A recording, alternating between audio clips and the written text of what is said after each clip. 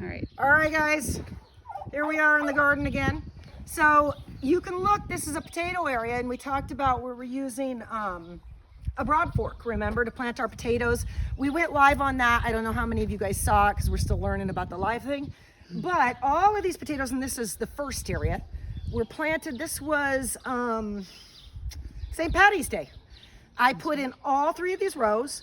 Don't know how many pounds, guys. It was a lot. This was my seed from last year. So they're doing quite well. This is on no water. It's time for irrigation. So we're here to talk about drip tape. I get a lot of questions. How am I watering? Okay, let's make it simple, guys. Cut out all the crazy stuff. Doesn't have to be complicated. Let's start with number 1. I love 1/2-inch line. Now, unless you're my neighbor and run an 1.5-inch line, not many of you need that much water. I run 1/2-inch, and 1/2-inch will run any station, and let me tell you, there's probably 30 stations running on this farm. I love the stuff. I don't even use valves, sorry, not vowels. I don't use vowels a lot of the time either, but we're gonna say valves. So, people get confused about, I don't have a valve to connect it to. Screw all that, guys, okay? You gotta have a spigot, that's it. You gotta have a spigot somewhere on the farm, somewhere nearby. A regular old spigot, you can get a 2-way or 4-way connector on that spigot, and you can run all kinds of stuff in the garden. And what I like about drip tape, reliability, okay? Now, if we look down here, this is your standard 1/2-inch line right here. All this is a regular piece of 1/2-inch irrigation, heavy, thick tubing. And basically I'll show you, I'm gonna pull this piece a little, you're fine, Rhea, towards you. I have an end cap here, and these are called compression, which means that I just shove it on and it stays on because it's tight. Compression sometimes can be a little difficult for people to use. They can't shove it on if they've got older hands, and mine are kind of getting there. So what you can do if you don't have compression is the old farmer knick-knack way that doesn't look cute like this, is we fold it multiple times like this. And no, this is not gonna hurt mine being folded one time, guys. And then I tape the heck out of that. Duct tape it out to death. You'll get a couple years, believe it or not, more than that of it holding and no water coming out at the end of the line. Okay, so I actually have on these, they're just called end caps is all they are. And all it is it's a compression fitting. The end does come off. I've never needed to unscrew this stupid end, to be honest. Can't even figure out why I need this because I'm not gonna, this is, I guess, if you wanted to add more on, like a coupler, don't bother. Remove the dumb thing, get a coupler. Okay, so there's our end cap. Now all I do is, you can see, I'm putting it back where I had it to keep it all straight, right there. Now, all we're doing is, I've got this line, and you're not gonna see necessarily where we're hooked up, but it's going along the front because we have 3 rows here, and of these 3 rows, always I run 2 drip lines. Now, a lot of people, you're not in sunny San Diego, you may not need 2 drip lines, but the rule of thumb is always 2. We don't run 1 because it's just limited on its dripping. These are super efficient drip lines. I get all my supplies at Drip Depot online. Yes, that's my supplier. I get no discounts, like the rest of you. You won't either. But I like the supplies. Now, what we're gonna do is we've got a regular 1/2-inch line. This is my favorite invention on earth. This is a drip tape connector. So it's a little 1/4-inch barb. It's gonna snap right into this 1/2-inch line, and I don't use tools. I use this. It's a metal hunk of sharpness. I think they're yardsticks or something. I love them. They shove through plastic and metals like nobody's business because the tool you'll buy sucks. Don't buy it. It sucks so bad, it'll punch like 3 holes and not work again. So this is called a permalock. What I love about this drip tape connector is its valve. See how it turns on and off? Now you go, what do I care? I don't need to turn it on and off. You'll be surprised when you're running 1 line. I might have potatoes, tomatoes, corn, various things. They're not all gonna finish at the same time. And things like potatoes and onions, we wanna turn that water off. We want that baby to cure. Your garlic, you don't wanna go, I'm overwatering that garlic because those tomatoes need to be wet. No, So most of these lines you'll find don't have this perma lock. That's what it's called. Yes, they're expensive.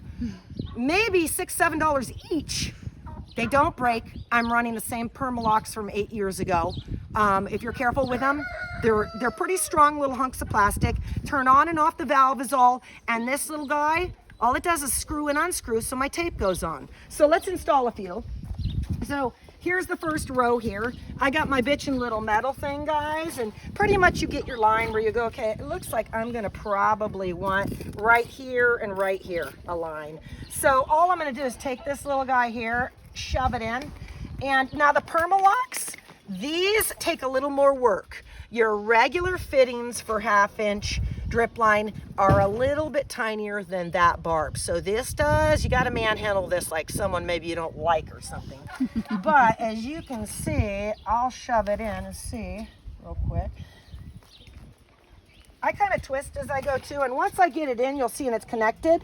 I actually do this. I pull out a little. I don't pull it all the way out. I just pull out enough to put tension and go back in. And the reason is I do that because sometimes when you poke in this line, you may have poked it good with this, but by the time the barb pushes in, it's pushed the plastic into around it.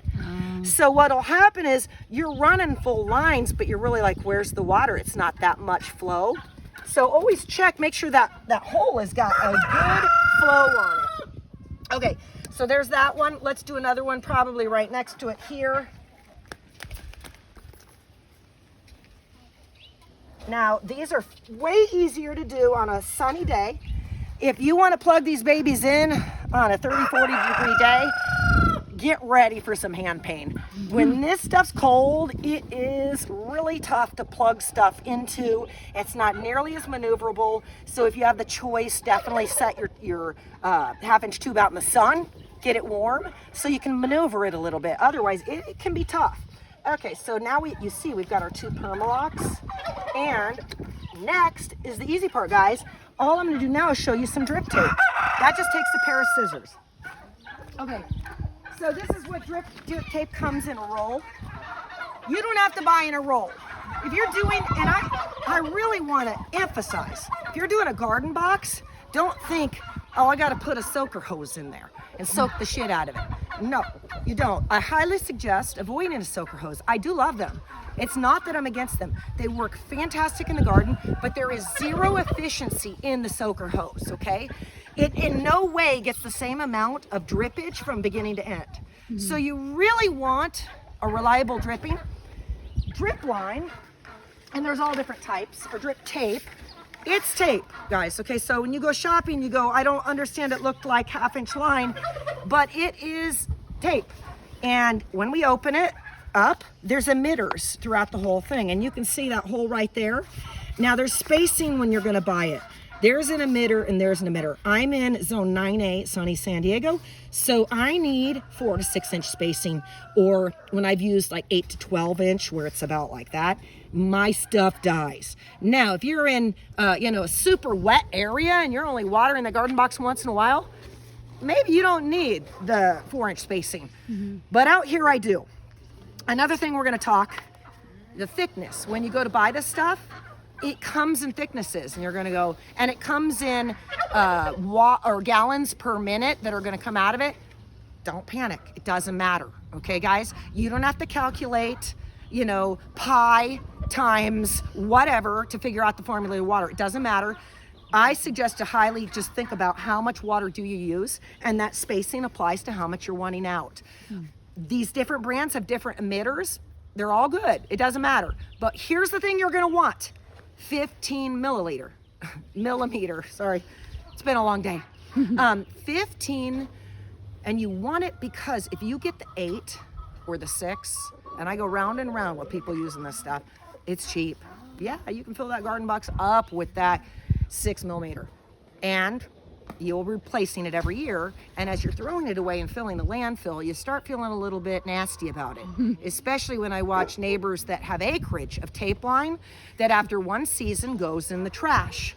Do yourself a favor, get a heavy duty one. If it blows a hole, because the emitters do once in a while give out, get yourself, we have an interruption. What the heck?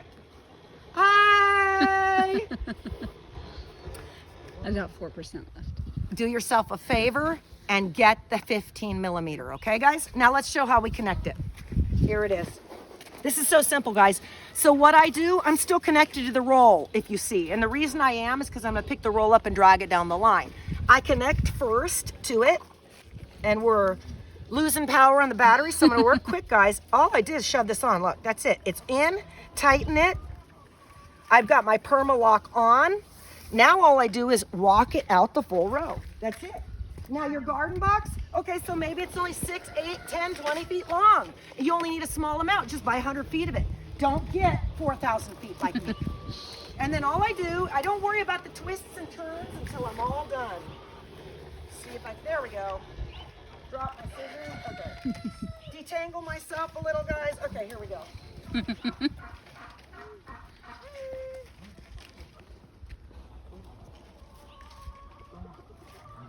All right, now let me show you how to seal it off real quick without spending money.